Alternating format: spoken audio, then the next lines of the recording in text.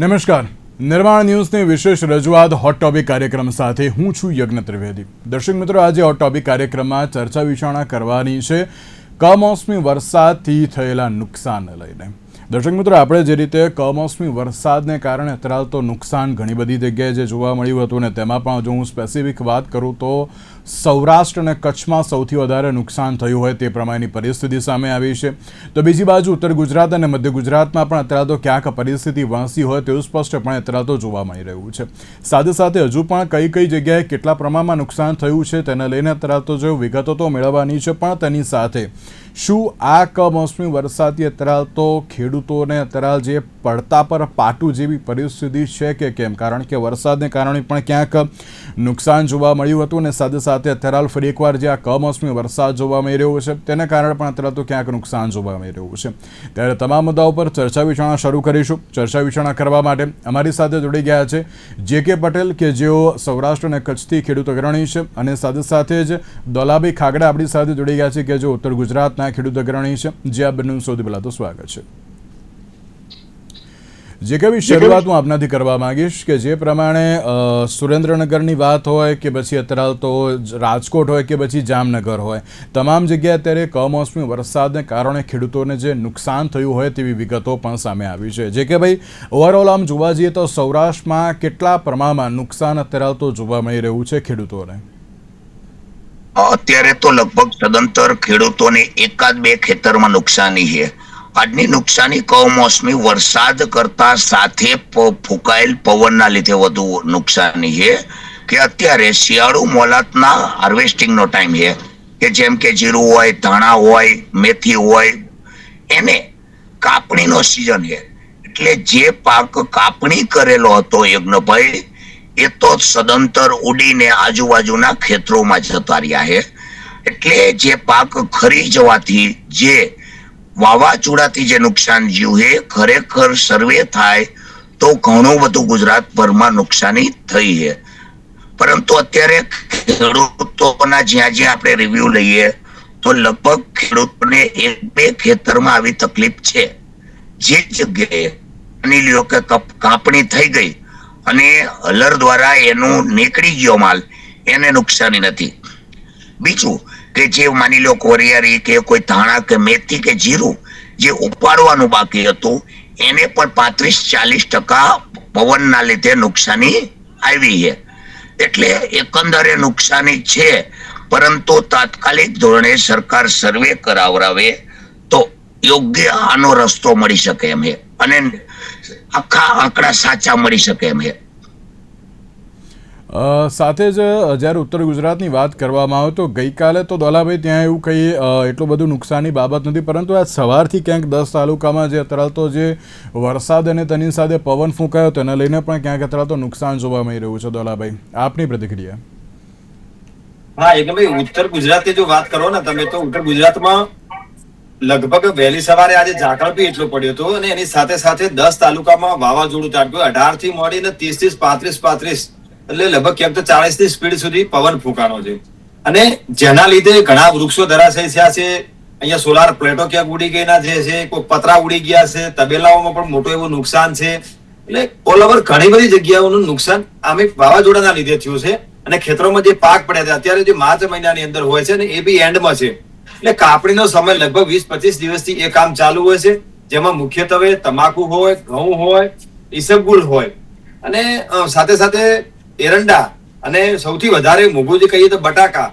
આવા પાકોની અંદર એ પાક અત્યારે પરિપક્વ, જો કાપીએ તો બી નુકસાન અને ના કાપીએ તો બી નુકસાન. એટલે છેલ્લા 10-15 દિવસથી એનું હાર્વેસ્ટિંગ ચાલુ હતું અને જેના લીધે ખેતરની અંદર જ પડ્યા પાકને એ વરસાદ ઉપર માવઠું આવવાથી એમાં સૌથી વધારે નુકસાન છે. કારણ કે ઈસબગુલની જો વાત કરીએ તો સરહદી પંથકમાં ઈસબગુલ, રાજસ્થાન બોર્ડરમાં ઈસબગુલ વધારે વપરાય છે. તો જેના થકી ઈસબગુલને પાણી જો અડે તો એ દાણો જલ્દી એ ડુંડામાંથી છૂટો થઈને જમીન ઉપર ખરી પડે છે. એટલે એને નોર્મલ બી ભેજ આવે તો બી એ ખરી જાય છે, અને વાઢવો હોય તો બી તડકાની અંદર વાઢવો છે, ઠારમાં પણ એ નથી વઢાતું. તો આવી પરિસ્થિતિમાં પાકેલો પાક જયારે ઉપર વરસાદ થાય અને આટલો જે એક બીજો ડુંડો આફળે તો સમજી લેવાનું કે આ એમાંથી કશું જ નતું નહીં. તો 100% એ અંદર એ જો ક્યાંય પણ દાણો રહી જાય એ લાલ થઈ જાય, તો જેનાથી એને ભાવ ન મળે. વાત વરિયાળી ની કરીએ તો વરિયાળી અત્યારે કાપેલો પાક જે છે એના ઉપર કે ઉભો પાક સુકાયેલો હોય એના ઉપર જો વરસાદ પડે તો એ કાળો પડી જાય. કાળો પડેલો એ મુખવાસમાં ક્યાં વરિયાળી પણ ચાલે નહીં. એટલે વરિયાળીમાં લગભગ એ 80 થી 85% જેવું નુકસાન છે. તમાકુની જો વાત કરો તો તમાકુ અત્યારે પાકેલી ખેતરમાં પડી છે, ક્યાંક ઢગલા પડ્યા છે. જો પતિ આવે છે, પતિ ઉપર એ વરસાદ પડે એટલે એકબીજાને ચોંટી જાય છે. એને સુકવવાથી ફરીથી એ કામ લાગતું નથી, એને કાળો માલ પડી જાય છે. એટલે ભાવમાં પી જવાનું. એટલે એમાંથી 70% જેવું નુકસાન તમાકુની અંદર પડશે. ઘઉંની એની જ પરિસ્થિતિ છે. ઘઉં જો અત્યારે જમીન ઉપર વાઢેલા પડ્યા છે અને એને એ સતત 2-3 દિવસથી ભેજનું વાતાવરણ ઉપર વરસાદ રહેવાથી એને જે ચાર હતી, સૂકો ઘાસચારો એ કાળો પડી ગયો અને દાણા સાથે ભેજ જમીનમાં રહેવાથી ક્યાંક ક્યાંક દાણા ઉગવાના પણ એ અમારી જોડે ફોન આવ્યા છે કે દાણા ઉગવા માંડ્યા છે. એટલે ઘઉં સ્વાભાવિક વસ્તુ છે કે 1-2 દિવસની અંદર ઉગી જતા હોય છે. અને એરંડા એ ઉભા પાક ઉપર ક્યાંક સુકાયેલા હતા તો પવનના લીધે એ એરંડા જમીન દોસ્ત થઈ ગયા, ખરી ગયા અને મોટા ઝાડ થાય ભાગી ગયા છે. જ્યારે બટાકા જે છે એ ઉત્તર ગુજરાત એમાં ડીસા એનું હબ છે અને એ બટાકા બારે કાઢેલા પડ્યા છે. અત્યારે એક બાજુ ભાવ નથી અને બીજી બાજુ કોલેસ્ટ્રોલ ફૂલ થયેલા છે, જેના લીધે ખેડૂતોએ વિચાર્યું 15-20 દિવસ માટે આપણે ખેતરની અંદર પડ્યા રાખીએ, જેના થકી કંઈક માર્કેટનું ખબર પડે, કંઈક વેપારીઓ એના કોલેસ્ટ્રોલ ભરવામાંથી ફ્રી થાય તો આપણો માલ વેચાય. અને આ વખતે ઉત્પાદન એટલું બધું અઢળક હતું કે કોલેસ્ટ્રોલ ફૂલ થતા બી માલ વધતો હતો. તો એ બટાકાને ખેડૂતો જે પકવતા એને માટે સૌથી મોટું નુકસાન આ વાવાઝોડું એક મોતનું તાંડવ લઈને આવ્યું છે. જી યજ્ઞભાઈ, બિલકુલ સાચી વાત છે. અને તે જ પ્રમાણે એમ કહેવાય ને કે ડુંગળી, તલ, ચણા, બાજરી અને તેની સાથે ઘઉં તમામમાં અત્યારે તો ક્યાંક નુકસાન જોવા મળી રહ્યું છે. બીજી બાજુ જેકબભાઈ જોવા જઈએ તો સૌરાષ્ટ્રની વાત કરવામાં આવે તો સૌરાષ્ટ્રમાં અત્યારે હાલ એક પણ જિલ્લો કે તાલુકો એવો બાકી નહોતો આ પહેલાં પણ જે વરસાદ આવ્યો તેમાં કે જ્યાં ખૂબ જ મોટા પાયે જે નુકસાન જોવા મળ્યું હતું. અમરેલી હોય કે પછી સુરેન્દ્રનગર, કોઈ પણ અત્યારે તો જગ્યા હોય. ફરી એકવાર આજની આ પરિસ્થિતિ તો લાગે છે કે ના ખેડૂતોને પડતા પર પાઠું જેવી પરિસ્થિતિની સાથે સાથે કયા પાકને સૌથી વધારે ક્યાંક નુકસાન થયું હોય તેવું પણ અત્યારે જોવા મળી રહ્યું છે. યજ્ઞભાઈ, અત્યારે જે ખેડૂતોને જે પૈડા ઉપર પાટું બહુ મોટું પાટું કહેવાય, એનું સૌથી મોટું કારણ ગણીએ તો અત્યારે પાક પૂર્ણ થઈ ગયેલા પાક છે. જે શરૂઆતના પાક હોય ત્યારે ખેડૂતોનું રોકાણ બહુ ઓછું થયું હોય. અત્યારે તો ખેડૂતોને પાક લણવાનો સમય હતો એટલે નુકસાની મોટી. હવે તમે જે વાત કરી કે કયા પાકને, તો શિયાળામાં જેટલા વવાતા ચણા હોય, ચણા હોય, જીરા હોય, દરેક પાકને વધતા અંશે નુકસાની છે.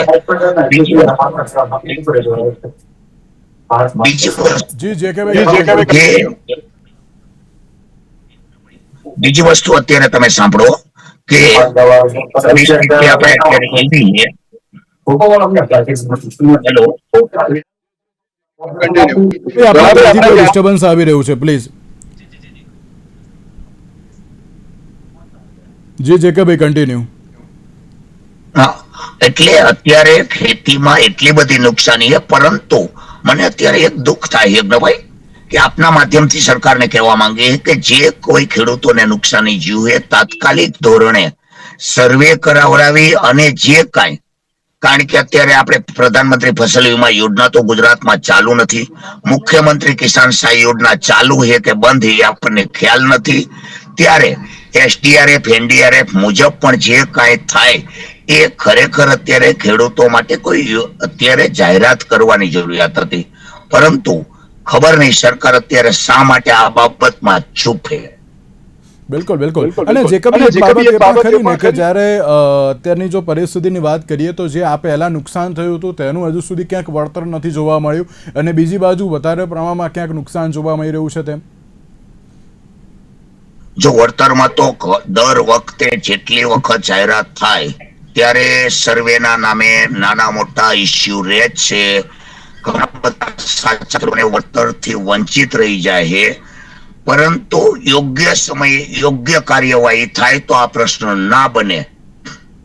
તમે અત્યારે જ વિચાર કરો કે માની લ્યો કે હું અત્યારે એક રિયલ દાખલો આપું કે આજના તારીખમાં ગુજરાતભરના કૃષિ મંત્રીથી લઈ કોઈ પણ વ્યક્તિ આવે તો હું મારી 18 વીઘા જમીનમાં બતાવી શકું કે આ પ્રકારનું નુકસાન આવી રીતનું છે, પણ સમયસર સર્વે ના થાય એટલે મારે જે માની લ્યો કે ખેતરમાં 18 વીઘાની મેથી હતી યજ્ઞભાઈ, એ પવનના લીધે બીજા ત્રીજા ખેતર સુધી ઉડીને જતી રહી, તો મારે તો એને તાત્કાલિક જે બચ્યું એને ભેરું કરી અને એને હાર્વેસ્ટમાં કાઢવો પડશે. હવે સરકાર અઠવાડિયા પછી સર્વે કરવા આવે તો કે જે કે ભાઈ ને તો મેથી હતી જ નહીં. એટલે સરકારની સમયસર કાર્યવાહી નહીં કરવાના લીધે હર હંમેશા ખેડૂતોને નુકસાની જાય જ છે. બિલકુલ સાચી વાત છે.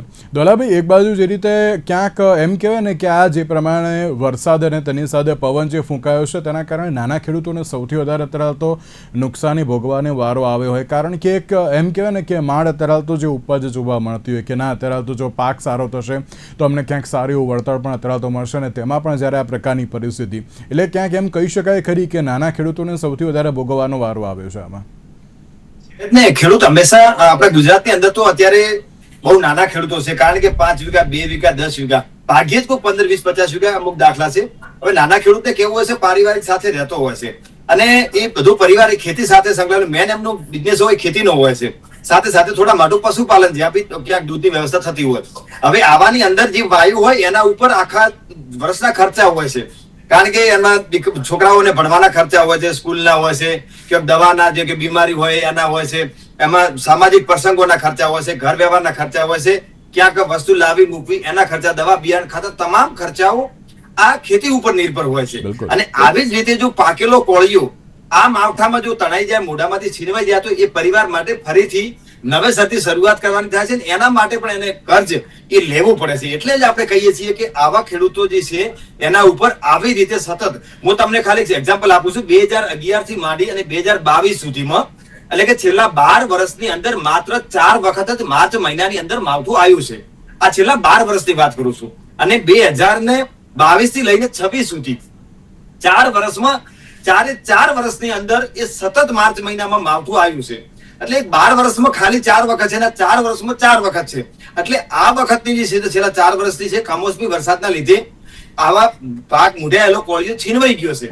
એટલે અમે સરકારને કહીએ છીએ કે એ ખેડૂતોનું દેવું માફ કરવામાં આવે, કારણ કે આ ખેડૂતોએ પાક ધિરાણ લીધું, પાક વાવવા માટે ધિરાણ લીધું છે, તો એનું એ વાસ્તવમાં માફ થવું જોઈએ. એટલે આ છેલ્લા 4 વર્ષથી માવઠું આવે છે, એમાં લાખણી, ઉત્તર ગુજરાતના બનાસકાંઠા વાવ-થરાદની વાત કરું તો લાખણીમાં 6 મીમી વરસાદ છે, ધાંધ્રાની અંદર પણ એટલું જ 6 મીમી વરસાદ છે, થરાદ કહીએ, આ બાજુ છે પાટણનો વિસ્તાર કહીએ, આ બાજુ પાલનપુર, દાંતીવાડા, અંબાજી સુધીનો આ પટ્ટાની અંદર એ લગભગ મહેસાણાથી કરીને આ બધું એક સરખો વરસાદ થયો છે. અને અહીંયા પણ બાગાયતી પાકો ક્યાંક ને ક્યાંક પપાયાના એવા વાવેતર છે, એમાં બી મોટું નુકસાન થયું છે. એટલે ઓલ ઓવર ગણવા જઈએ તો સૌથી વધારે છેલ્લા 4 વર્ષની અંદર દરેક માર્ચ મહિનામાં માવઠું આવે છે. અને આ સમયગાળામાં હાર્વેસ્ટનો સમય હોય છે, જ્યારે પાક તૈયાર થયેલો એના લીધે સૌથી વધારે નુકસાન હોય છે. માન લો એકાદ મહિના પછી આવ્યો હોત તો કદાચ નુકસાનીની સંખ્યા કે સરવાળો ઓછો હોત, કારણ કે પાક બધું લેવરાઈ ગયો હોય. નવો પાક વાવેલો હોય તો વાવેલા પાક ઉપર એટલી બધી અસર ન થાય, એટલી એ કાપેલા પાક ઉપર અસર થાય છે. જી બિલકુલ. અને દોલાભાઈ, બાબત એ પણ મારે આપને પૂછવી છે કે તમે જે રીતે કહ્યું કે ના માર્ચમાં અત્યારે તો કમોસમી વરસાદ જોવા મળતો જ છે એમ તો, પણ આપણે એક વસ્તુ ચલો એક આખી અલગ છે કે ના તેના સમયમાં આપણે એવું ના વિચારી શકાય કે ના તરત થશે કે નહીં થાય એમ કંઈ પણ દોલાભાઈ એવું કહી શકાય ખરી આપણે કે પહેલેથી જો અત્યારે તો જો ખેડૂત અત્યારે તૈયાર હોય તો પછી એને કોઈ આ પ્રકારે કમોસમી વરસાદ આવે તો વાંધો ન આવે તેમ, કારણ કે ચલો આ તો કુદરતી છે, આપણે એમ ના કહી શકીએ અત્યારે તો કે ના થશે કે નહીં થાય એમ, પણ પહેલેથી તૈયારી રાખવા માટે શું કરવું એ બહુ જરૂરી છે.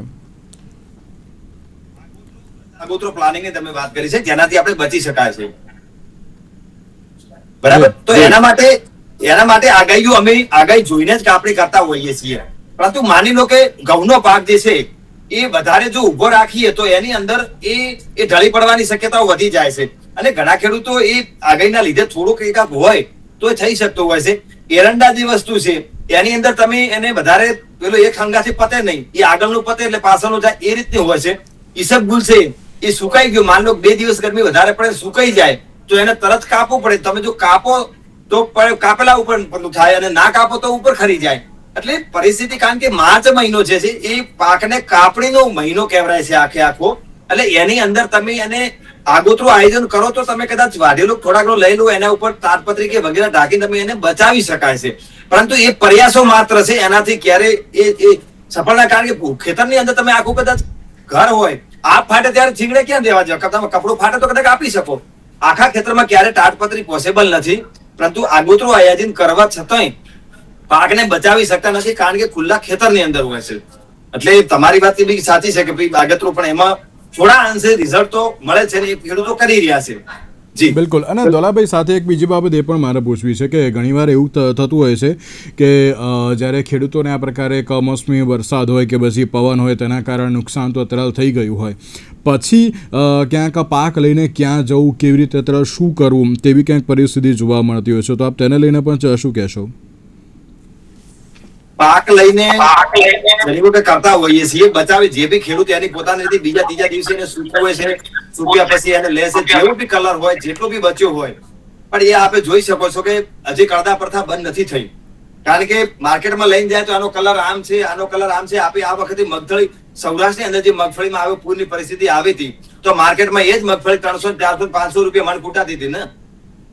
કોઈને હમદર્દી નથી ખેડૂતો માટે કે ચલો ભાઈ વરસાદ આખા ગુજરાતની અંદર સળંગ વરસાદ થયો છે તો આ વખતે માલ બધો આવો જ આવશે, અને આવો આવશે તો આપણે એ જોઈ લો અંદરનો દાણો તો કમસે કમ સહી છે ને, એનું કન્ટેન્ટ તો ખરાબ નથી થયું, કદાચ કલર દેખાવમાં ખરાબ થયો હશે, પણ તેમ છતાં વેપારી લોકો છે, ઘણા બધા કરદા પડતા કરવા વાળા, એને નીચો ને નીચો કૂટી અને ખેડૂતોને અંતે એ આત્મહત્યા કરવા માટે મજબૂર કરતા હોય છે. બાકી એમને મગફળી તો શેવટ પીલવામાં જતી હોય, તો પીલવામાં કલર કેવો છે એનાથી કોઈ ડિફરન્ટ પડતો નથી. તો આ વખતે બી એવું છે, ઈસબગુલ છે, એરંડા છે, ઘઉં છે, વરિયાળી છે, તમાકુ છે, એ તમામને ગમે એવું હશે તો એની સાઇનિંગ ઉપર પૈસા આ લોકો આપશે, સાઇનિંગ નહીં હોય તો એના પૈસા નથી આપતા. એટલે આખરે ચકુ તરબૂચા ઉપર પડે કે તરબૂચો એ ચકુ ઉપર પડે, કપાવાનું તો તરબૂચાને જ છે. એટલે આ વખતે ખેડૂતોને દર વખતે આવું થાય છે કે એના ઉપર ચકુ પડશે, એટલે નુકસાનીની ભીતિ છે એ ખેડૂત ઉપર જ પડવાની છે, એમાં માવઠું હોય કે સરકારી સહાય હોય. બિલકુલ. એટલે કોઈ પણ પરિસ્થિતિ હોય અને તેમાં તરાલ તો ક્યાંક ભોગવવાનું ખેડૂતોને જ આવતું હોય છે, તેવું સ્પષ્ટપણે કહી શકાય છે. જે કે ભાઈ એક મહત્વનો પ્રશ્ન એ પણ કે આ જે નુકસાન જોવા મળી રહ્યું છે તેમાં ક્યાંક ચર્ચા એવી પણ છે કે આંબાને સૌથી વધારે અત્યારે જે આ નુકસાન જોવા મળી રહ્યું છે, એટલે જો આંબાને નુકસાન અત્યારે જોવા મળશે તો તેની સાથે લાગે છે કે એના જે કેરી આવવાની હતી માર્કેટમાં, ચલો અમુક તો આવી ગઈ હશે, પરંતુ હવે ક્યાંક જે આવવાની હશે તેને ક્યાંક સૌથી મોટું નુકસાન જોવા મળશે, અને તેના કારણે ક્યાંક લોકોને પણ ભોગવવાનો વારો આવશે, અને ખેડૂતોને તો સૌથી વધારે, કારણ કે કેરી પકવવી એ ઘણી અત્યારે તો એમ કે લાંબી પ્રક્રિયા છે, અને તેમાં જો આ પ્રકારની પરિસ્થિતિ આવે તો ચોક્કસથી ખેડૂતોને ભોગવવાનો વારો આવે છે. શું કહેશો આપ? આપણે અત્યારે વાત કરીએ કે આપણા ગુજરાતની કેરીમાં અને નાળીઓ પણ બની ગઈ હોય અને ફ્લાવરિંગ પણ સમય હોય, એ જો ખરી જાય છે આ સમયે ઘણું બધું નુકસાની છે એક આંબામાં. અને આંબા પછી જો આપણને એક્સપોર્ટમાં જો ડોલર હરીને દેતો હોય તો બીજો પાક આપણો દાડમનો છે. દાડમમાં પણ જેને ફ્લાવરિંગ સ્ટેજ હતો એને અત્યારે બહુ મોટું નુકસાન આવી રહ્યું છે. પરંતુ દુઃખદ પરિસ્થિતિ બાબત એ છે કે જે દોલાભાઈ હમણાં કલર શાઇનિંગ ની વાત કરી યજ્ઞભાઈ, તો તમે ધાણા જીરું ઘરે પાવડર સ્વરૂપે વાપરો હો તો એમાં શાઇનિંગ નો કોઈ મતલબ હોતો નથી, પરંતુ શાઇનિંગ ના નામે જે રીતે ધાણા જીરું કે દરેક પાકમાં જે ખેલ થાય છે એની ઉપર પણ સરકારે ધ્યાન આપવાની જરૂરિયાત છે. બીજી વસ્તુ કે કેરીના પાક ઉપર જે અત્યારે એવરેજ કેટલો પાક અત્યાર સુધી આવતો હતો અને આ વર્ષે કેટલો ઓછો આવશે એ ગણી અને બાગાયત પાકના પણ ખેડૂતોને કોઈ લાભ આપવો જોઈએ, કારણ કે જે ખરે છે એનો હિસાબ નથી થતો. તમને સામાન્ય રીતે ગણીએ કે ભાઈ અત્યારે હું અત્યારે મોબાઈલ થી વિડીયો ઉતારું તો એમાં હું તમને ખરેલા દાણા ના બતાવી શકું, પરંતુ તમે નરી આંખે ખેતરમાં આવીને જુઓ તો મારા આખા ખેતરમાં મેથીના દાણા વેરાયેલા દેખાય.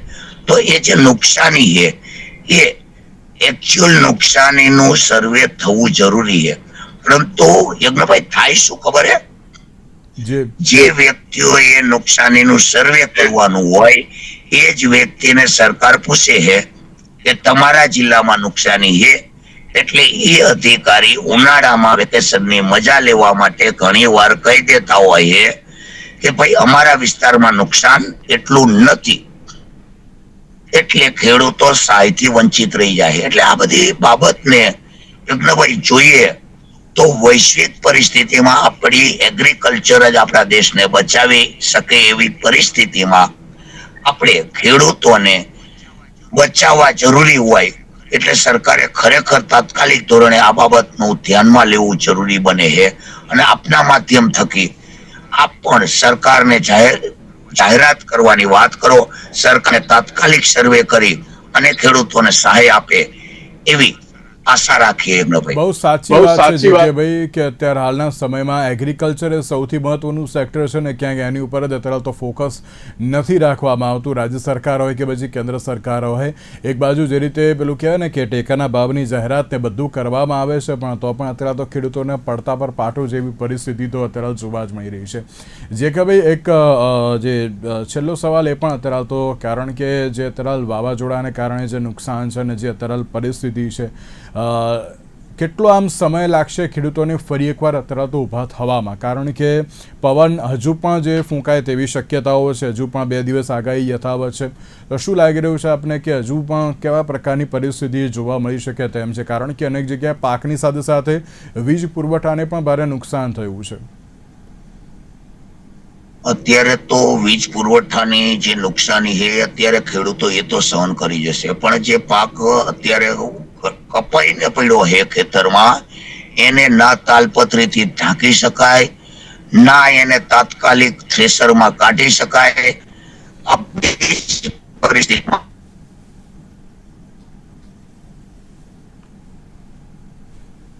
જી બિલકુલ લાગે છે કે અત્યારે તો જે નેટવર્ક ઇસ્યુ જોવા મળી રહ્યો છે. તેની સાથે જે રીતે એક બાબત એ પણ કે અત્યારે તો ક્યાંક ખેડૂતોને ક્યાંક પડતા પર પાટું જેવી પરિસ્થિતિ તો જોવા મળી રહી છે. ત્યારે હવે આગામી સમયમાં કયા પ્રકારની પરિસ્થિતિ જોવા મળશે તેને લઈને પણ એક સવાલ યથાવત જ જોવા મળી રહ્યો છે. દોલાભાઈ, એક છેલ્લી અત્યારે તો રાજ્ય સરકારને અત્યારે આપના તરફથી કઈ માંગ જોવા મળશે ખેડૂતો તરફથી? સરકારે તો એક જ માંગ છે કે શક્ય હોય તો ખેડૂતોની જે નીતિ છે એમાં થોડોક સુધારો વધારો થાય અને ખેડૂતને સૌથી વધારે એનો એક ખાલી આંકડાકીય નહીં પરંતુ જમીન સ્તરે એના ઘર સુધી એની આર્થિક સ્થિતિ કઈ રીતે સારી થાય એના માટે અમે નથી કહેતા કે સહાય પેકેજ તમે જાહેર કરો, કારણ કે સહાય પેકેજ ની અંદર છેલ્લે એ જ મળે છે શૂન્યના શૂન્ય છે. તો એના કરતા સરકારને એ જ કહીએ કે અમને ટેકાના ભાવ એ ખેડૂતોને જો આપવામાં આવે, પોષણક્ષમ જેને ભાવ આપવામાં આવે તો ખેડૂત જાતે આ સિઝન નહીં તો 4 મહિના પછી પણ એ બેઠો થશે તો ખેડૂતો દેવામાંથી બહાર નીકળી ફરીથી આ દેશને અન્ન પૂરું પાડવાનું જે અન્નદાતાની જે કામગીરી છે એ સરસ રીતે કરી શકે. એટલે સરકાર તો એક મા બાપ છે, સરકારને એક જ વિનંતી છે કે ટેકાના ભાવે વ્યવસ્થિત રીતે ખરીદાય અને યોગ્ય ભાવ મળે, એ જ એક વિનંતી છે ખેડૂત આગેવાન તરીકે. જી બિલકુલ બિલકુલ. તો હવે જોવાનું એ રહ્યું કે હવે આગામી સમયમાં હવે કયા પ્રકારની પરિસ્થિતિ જોવા મળશે. કમોસમી વરસાદને કારણે ઘઉં, ચણા, જીરું, એરંડા અને તેની સાથે સાથે આંબા જેવા અલગ અલગ પાકને નુકસાન તો જોવા મળી રહ્યું છે. તમામ ખેડૂતો અગ્રણી અત્યારે તો ક્યાંક જે પરિસ્થિતિ કહી શકાય કે અત્યારે તો તેને લઈને ક્યાંક પડતા પર પાટું જેવી પરિસ્થિતિનું તો નિર્માણ થયું છે. હવે આગામી સમયમાં રાજ્ય સરકાર અત્યારે તો કેટલી મદદ કરશે તે તો આવનારો સમય જ બતાવશે. પણ તેની સાથે રાજ્ય સરકારને પણ એક નમ્ર વિનંતી છે કે જે અત્યારે હાલની પરિસ્થિતિ જોવા મળી રહી છે, કમોસમી વરસાદ હોય કે પછી પવનની જે પરિસ્થિતિ હોય તેના કારણે જે પણ કોઈ નુકસાન થયું હોય તો એને જલ્દીથી સર્વે કરીને ખેડૂતોને સહાય તાત્કાલિક પહોંચાડવામાં આવે તે પ્રકારની વ્યવસ્થા કરવી એ બહુ જરૂરી છે. તેની સાથે દોલાભાઈને જે કે આ બંનેનો આભાર અમારી સાથે ચર્ચા વિચારણામાં જોડાવા માટે. તો દર્શક મિત્રો, આજના વિશેષ કાર્યક્રમ મને આપશે. નમસ્કાર.